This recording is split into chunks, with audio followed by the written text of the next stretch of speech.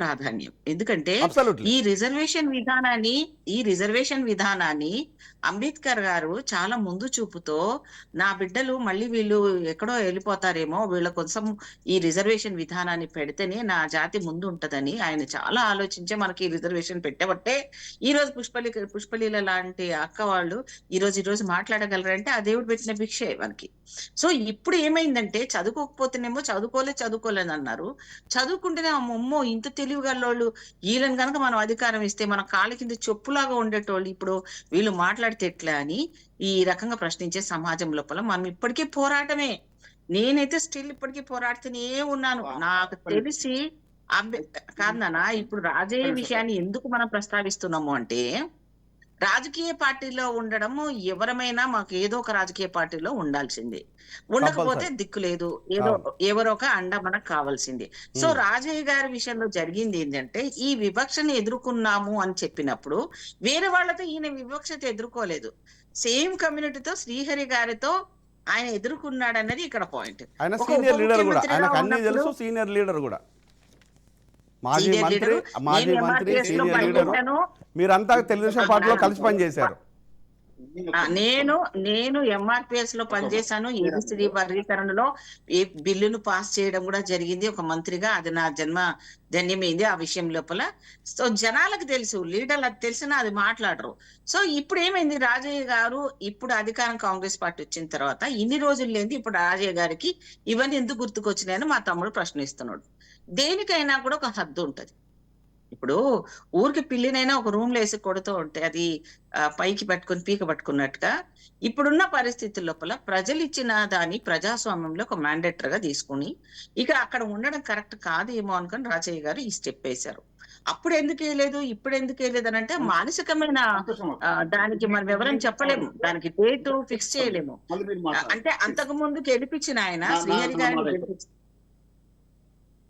శ్రీహరి గారిని గెలిపించిన ఆయన, నా దేవుడు అని కేసీఆర్ అన్న ఆయన ఈ రోజు ఇలా అధికారం కోసమే ఇట్లా పాకులాడుతున్నాడు అని అంటే, అవును అనుకుందాం, ఎందుకు అనుకోము? డెఫినెట్ గా దీంట్లో అయితే తప్పేం నాకు అనిపించట్లేదు. వేరే వాళ్ళకి లేని తప్పు మాకెందుకు? Right right.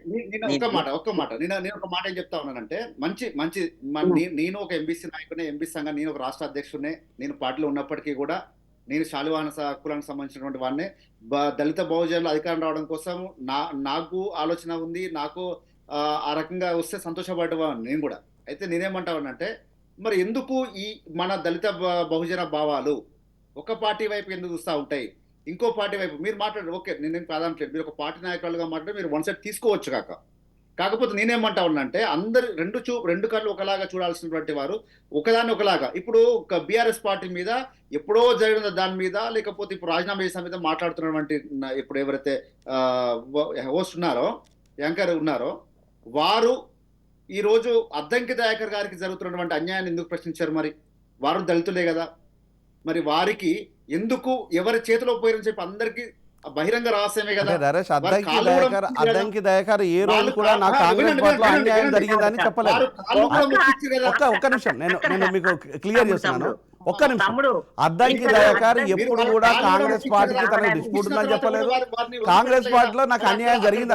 నరేష్ ఒక్క నిమిషం, నేను చాలా క్లియర్ గా చూద్దాం చెప్పదలుచుకున్నాను. ఇప్పుడు అద్దంకి దయాకర్ ఎప్పుడు కూడా కాంగ్రెస్ ఒక్క నిమిషం కాంగ్రెస్ నాకు అన్యాయం చేసిందని అద్దంకి దయాకర్ ఎప్పుడు స్టేట్మెంట్ ఇవ్వలేదు. సో కాంగ్రెస్ లో నాకు ఇబ్బంది ఉందని కూడా స్టేట్మెంట్ ఇవ్వలేదు. కాంగ్రెస్ తో చాలా హ్యాపీగా ఉన్నాను, కాంగ్రెస్ లో కంటిన్యూ అవుతానని చెప్పాడు. ఇప్పుడు కూడా అదే పనిలో ఉన్నాడు. ఇక్కడ రాజయ్య విషయానికి వచ్చినప్పుడు దీనికి భిన్నంగా ఉంటుంది. ఒక్క నిమిషం నరేష్, మీరు నాకు రివర్స్ క్వశ్చన్. రాజా విషయానికి వచ్చినప్పుడు నరేష్ దీనికి భిన్నంగా ఉంది తమ్ముడు. ఈ భిన్నమైన స్వరాలు ఎందుకు వస్తున్నాయి? ఒక మాదిగ కులానికే వస్తున్నదా, లేకపోతే రాజయ్యకు వస్తుందా? ఒకవేళ కనుక మాదిగ కులానికి వస్తుందనే వాదన రాజయ్యదా కాదా నాకు తెలియదు. కానీ ఇక్కడ మాదిగ కులంలో ఉన్న ప్రతి బిడ్డ బీఆర్ఎస్ లోపల ఒక అనుకూలమైన వైఖరి మాత్రం లేదు. It's very clear. కాదు అని ఏదైనా అనిపించండి, నేను దానికి ఒప్పుకుంటాను.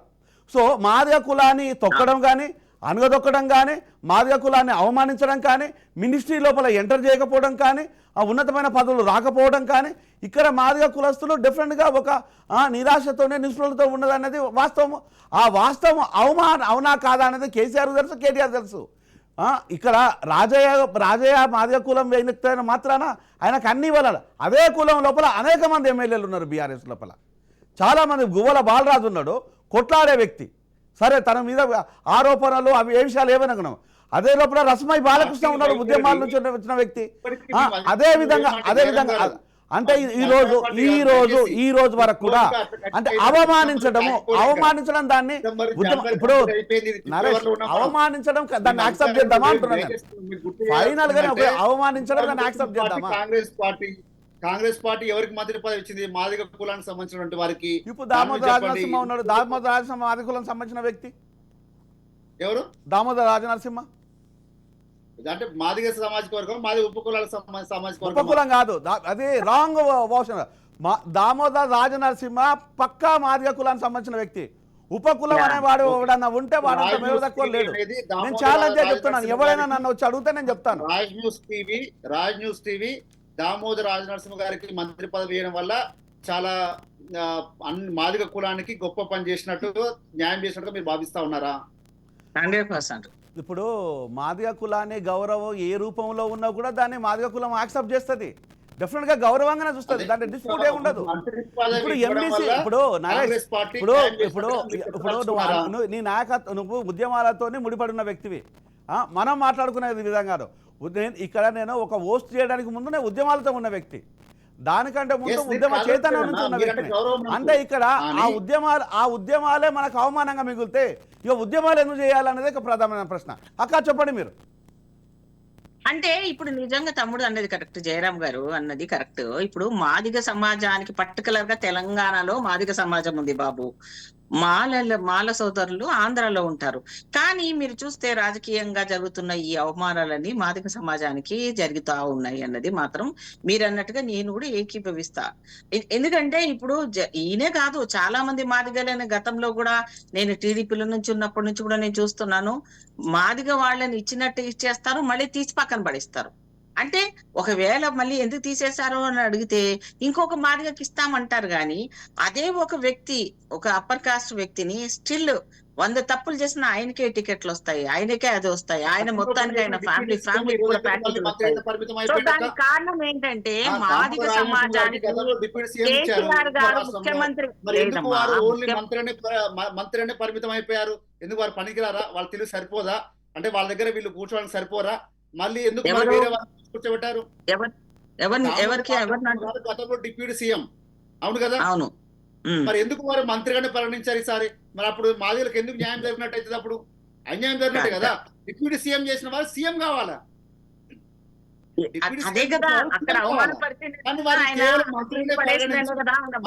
న్యాయం జరిగింది, మాదిగలకు న్యాయం జరిగింది అంటే ఎట్లా న్యాయం జరుగుతుంది? మీరు ఒక గ్రామీణ స్థాయిలో ఉండే మాదిగల గురించి ఆలోచన చేయండి. మా నాయకుడు డిప్యూటీ సీఎం నుంచి సీఎం కావాలని కోరుకుంటారా? డిప్యూటీ సీఎం నుంచి ఒక మంత్రిగా మిగిలిపోవాలని కోరుకుంటారా? ఇప్పుడు ఆ పోయిన దానికి అంత ప్రమోషన్ ఇచ్చేంత సహృదయం ఎవరికి లేదు నాయన. ఎవరికి అంత పక్కన కూర్చోబెట్టుకున్నంత ఒక దళిత మంత్రి గారి జరగవయ్య అనే క్లిప్పింగ్స్ కూడా నేను చూశాను. ఇంకో మాట, ఇప్పుడు రాజన్న చుట్టూ అనేక వివాదాలు వస్తూనే ఉంటుంటాయి. రాజన్న చుట్టూ తెలియకుండానే తన వివాదాల్లో ఇరుక్కుంటూ ఉంటాడు.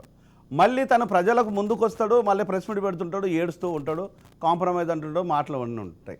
అంటే ఈ సమాజం లోపల ఇలా ఒక ఎమ్మెల్యే మీద, ఒక గౌరవమైన వ్యక్తి మీద ఇలాంటి వివాదాలు రావడం దాన్ని ఎవరమో యాక్సెప్ట్ చేయం. అంటే వివాదాలను క్రియేట్ చేస్తున్నారు అనుకుందామా, లేకపోతే వివాదాల్లో ఇరుక్కుంటున్నాడు ఆయన? అంటే నేనేమంటానంటే రాజకీయంలో వివాదాలు ఎవరు సృష్టిస్తారు అనేది కానీ న్యూస్ లో ఉండడం అన్నది క్రియేట్ చేసుకోవడం అనేది కొంతమంది సొంతంగా చేసుకుంటారు, కొన్ని వచ్చి పడతాయి, అది వేరే వాళ్ళకి వస్తాయి. ఇప్పుడు పేపర్ల న్యూస్ లో ఎప్పుడు ఉండాలి, ఓ మంచి అన్న చేయాలి, ఒక చెడన్న చేయాలి, కానీ న్యూస్ లో ఉండాలనేది రాజకీయ నాయకులకు ట్రెండ్ అయిపోయింది. ఇప్పుడు మంచి పని చేయడమా, ప్రజలకు పోవడమా ఏమి లేదు. కేవలం నెగిటివ్ గానీ పాజిటివ్ గానీ టీవీ ఛానల్లో మాట్లాడాలా, సోషల్ మీడియాలో మాట్లాడాలా, వాడికి పోతే 10 ఓట్లు కూడా పడితే పడదు కానీ 24 గంటలు ఈ సోషల్ మీడియానే నమ్ముకొని బతికి లీడర్షిప్ చేసేవాళ్ళు చాలా మంది ఉన్నారు. సో దాన్ని నేను ఏకీభవించను. నా వ్యక్తిగత అభిప్రాయం ఏంటంటే, ఎప్పుడైతే జనాల వరకు వెళ్తామో, మనము జనాల్లో ఒక గుర్తింపు తెచ్చుకుంటామో అది చిరస్థాయిగా ఉంటది. ప్రజలతో అనుబంధం ఏర్పడిన వాళ్ళము. ఇప్పటికీ నా 20 ఏళ్ల రాజకీయంలో నేను ఇబ్రాహీంపట్నం ఎమ్మెల్యేగా చేశాను, సమైక్యల మంత్రిగా చేశాను, ఇప్పటికి నేను మొన్న కూడా వెళ్ళేసి వచ్చాను.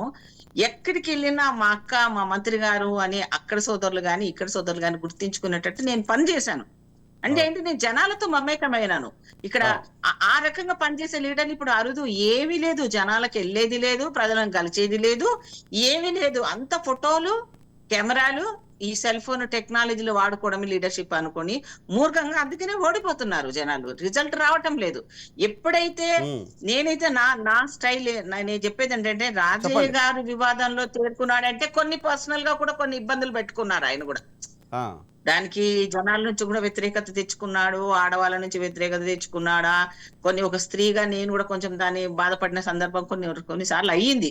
అది ఎవరైనా కానీ కులం పక్కన పెట్టే తర్వాత పర్సనల్ గా ఆయనకు శ్రీహరి గారికి ఏం విషయాలు ఇంటర్నల్ గా ఒకే నియోజకవర్గం కాబట్టి ఒక వరలో 2 కత్తులు ఉన్న మొదటి నుంచి కూడా అదే భావాన్ని చూస్తున్నాం. మొదటి నుంచి కూడా నేను గత 20 సంవత్సరాలు చాలా క్లోజ్ గా అబ్జర్వ్ చేసేది.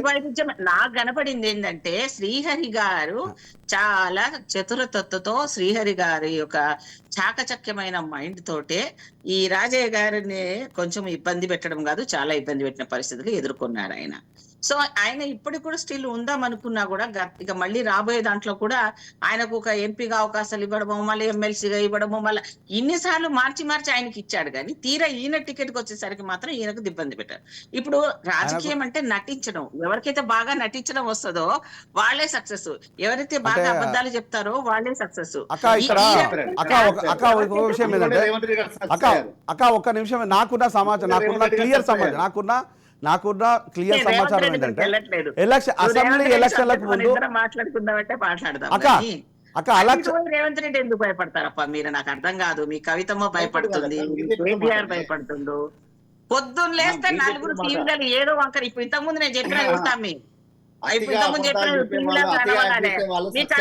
ఏం చేసింది ఆయన తెలంగాణకి? ఏం చేసింది? ఎంత నష్టం చేసింది? ఆమె ఎందుకు టీవీలో కనబడుతుంది? నాలాంటిది అయితే అట్లా అపవాదం వచ్చిందంటే తూని అమ్మని రాజకీయం వదిలేసి వెళ్ళిపోతుంది. అయినా ఇంకా ఆమెతో స్వాతంత్రం తెచ్చిన సమరయోధుల్లాగా వచ్చి ఆమె మాట్లాడడం అనేది మా ఆడవాళ్ళ జాతికి చాలా అసహ్యం తమ్ముడు. నేను వ్యక్తిగతంగా నా విమర్శలు నేను నా దళిత బిడ్డల గురించి మాట్లాడుతున్నా. దళిత బహుజనుల కోసము మీరు ఆలోచన చేసే వ్యక్తిగా కవిత గారు తీసుకున్న నిర్ణయం ఏందక పూలే విగ్రహాన్ని అసెంబ్లీ దండం నైనా ఆ కవిత గారి మాయలో పడవు తమ్ముడు. నువ్వు కూడా చూడు ఇప్పుడు ఎట్లుందంటే, నరభక్షకులు అంట విన్నానా, పులి రక్త మాంసాలు తినే పులి అది ముసలిదైతే నేను ఏం ఆనేసిన అని చెప్తే దగ్గర వచ్చి లటుకున్నది తింటది ఎట్లాగో అట్లా. వీళ్ళంతా నరభక్షకులు వీళ్ళు. కేసీఆర్, ముఖ్యంగా కవితమ్మ చాలా డేంజర్ వీళ్ళందరికంటే. సో ఈమె గురించి నువ్వు మాట్లాడము, ఈమె మాట్లాడేది పూలే గురించి ఈమె మాట్లాడుతుందా? సావిత్రిబాయి పూలే గురించి ఎప్పుడైనా మాట్లాడిందా ఈ మహాతల్లి? సావిత్రిబాయి పూలే గురించి చరిత్ర తెలుసా ఈ తల్లికి ఏమన్నా? ఇప్పుడు పావుడు పద్దిమలు పెట్టు, తెలిసిన అధికారం ఉండాలి. అయ్యన్నదే లేదు, అయ్యని అడగలేదు, పక్కనే ఉంది స్కీమ్ చేసుకుంది. అప్పుడు రాగానే ఇప్పుడు ఎందుకు మాట్లాడుతుంది? సరే ఆమె సంఖ్య మేము కానీ మా మంత్రులు కూడా చూసుకుంటాం. ఒక అంతరాత్మ అనేది ఉంటది, ఆత్మ పరిశీలన చేసుకోవాలి మనం. నరేష్, ఇప్పుడు విషయం ఏంటంటే, ఈ అసెంబ్లీ ఎలక్షన్లకు ముందు ఈయనకు టికెట్ ఇవ్వకుండా రాజన్నను పిలిపించేసి నీకు ఎంపీ టికెట్ ఇస్తాము వరంగల్ నుంచి అనేది ప్రామిస్ చేసింది అనేది నాకున్న సమాచారం, చాలా క్లియర్ సమాచారం. ఆ ఎంపీ టికెట్ ఇచ్చే టైం లోపల ఆయనను కలవకుండా పక్కదోవ పట్టించింది అనేది ఆయన చెప్తున్న వాస్తవాలు. సరే, ఎంపీ టికెట్ ఇవ్వకపోవడం పక్కన పెట్టేస్తే ఏదేమైనా కూడా ఇంకా మిగతా నాయకులకు కూడా ఇలాంటి అవమానాలు అయితే ఏవైతే ఎదుర్కొంటున్నారో, షార్ట్లీగా బీఆర్ఎస్ నుంచి చాలామంది నాయకులు వచ్చేసి కాంగ్రెస్ లోపల కలుస్తారంట. అది ఎంతవరకు నిజమో ఎంతవరకు నిజం కాదో మాకు తెలియదు. ఇప్పుడు చాలా చాలా మంది చూసినట్టు నాయకులు ప్రతి కాంగ్రెస్లో కలవడం ఉంటుంది. ఇదంతా బీఆర్ఎస్లో ఉన్న కోపమా లేకపోతే బీఆర్ఎస్ నాయకులు అవలంబిస్తున్న విధానాలా?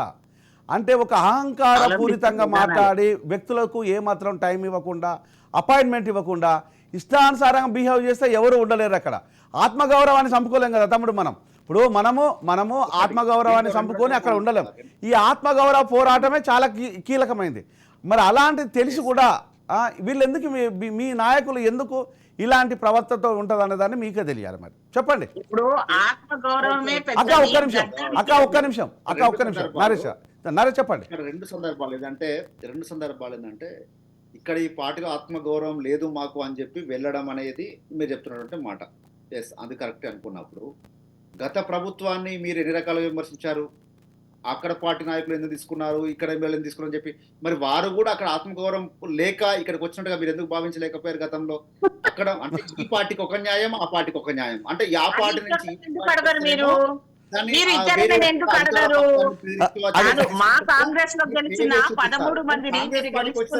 అంటే ఆ నాయకులు వచ్చి చెప్పాలి కదా నరేష్.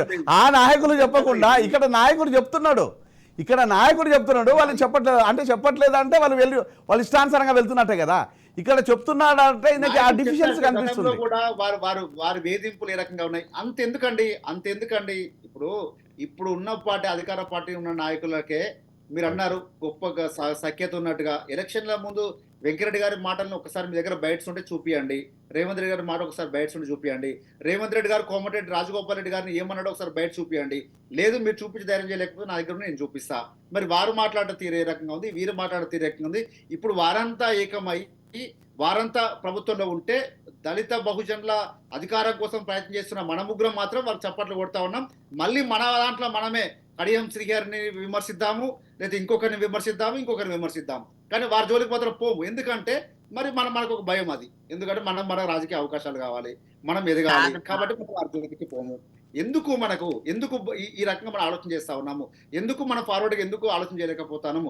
నిజంగా తప్పు జరిగిన చోట ఎందుకు మనం మాట్లాడలేకపోతాము? నరేష్ ఒకటి ఏంటంటే పార్టీలకు అతీతంగా వచ్చి దమ్ము ఉందా తమ్ముడు మాట్లాడే దమ్ము? అక్క వినండి అక్క, మీకు క్వశ్చన్ ఆన్సర్ చెప్పండి.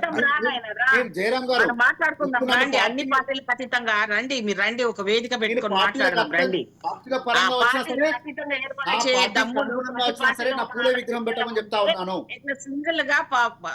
ఇట్లా సింగిల్ గా పోరాడే అవసరం ఉంటుంది తమ్ముడు. నువ్వు అన్నట్టు నీకున్న పెద్ద మనసు ఇప్పుడు కాదు నాన్న, నువ్వు వయసులో చిన్నవాడివైనా ఒక మంచి మాట అన్నావు, రైట్?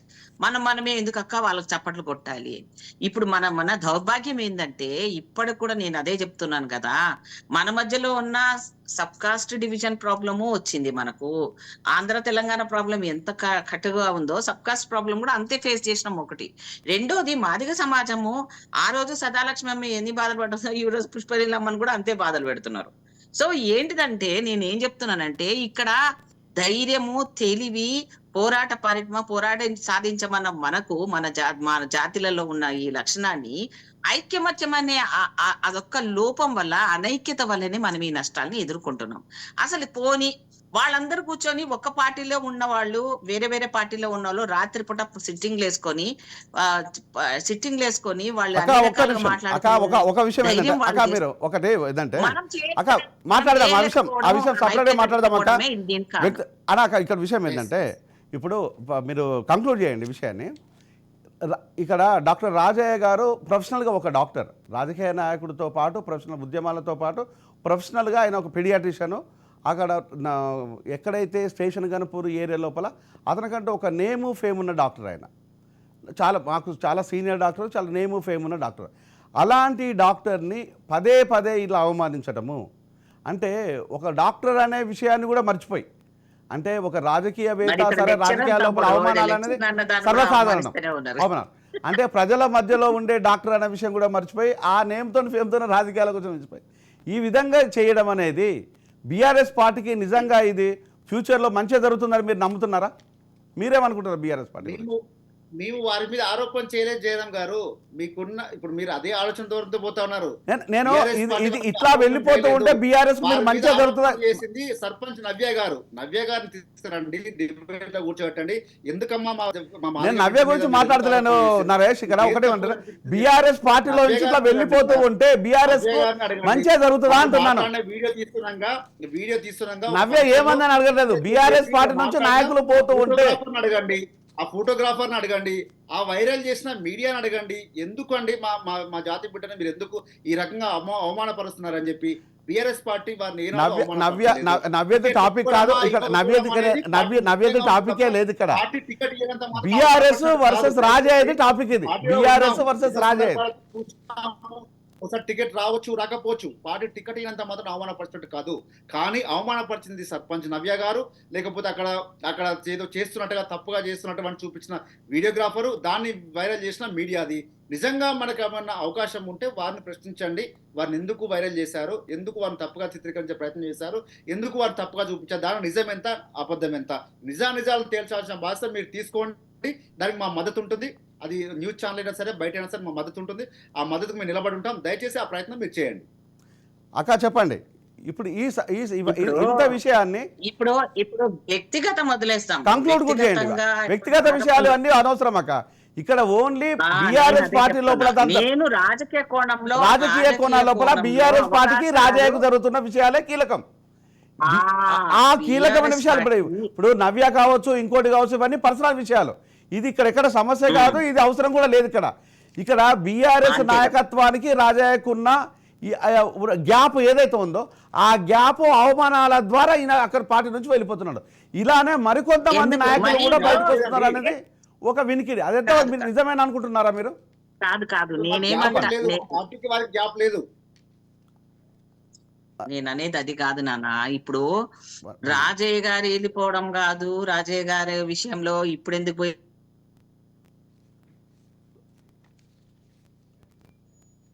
పోయిందా? సో విషయం ఏదేమైనా కూడా అంటే ఇట్లా అవమానాలు గురి కావడం అనేది రాజయ్యకు కొత్త ఏం కాదు. సో ఇట్లా బాధిత వ్యక్తిగా కూడా మాట్లాడడం అనేది కొత్త ఏం కాదు. ఇదే విషయాన్ని పదే మీడియా ముందుంచేసి పదే అనేక సార్లు కూడా చెప్పేసి ఇక్కడ ఓన్లీ అధిష్టానం వలనే నేను ఇక్కడ ఇబ్బంది పడుతున్నాను అనేదాన్ని ప్రతినిత్యం చెప్పుకుంటూ వచ్చే రాజయ్యకి రానున్న రోజుల్లో కూడా చాలా క్లియర్ ఇన్ఫర్మేషన్ ఇవ్వాలని కోరుకుంటూ సైన్ ఇన్ డాక్టర్ జయరాం.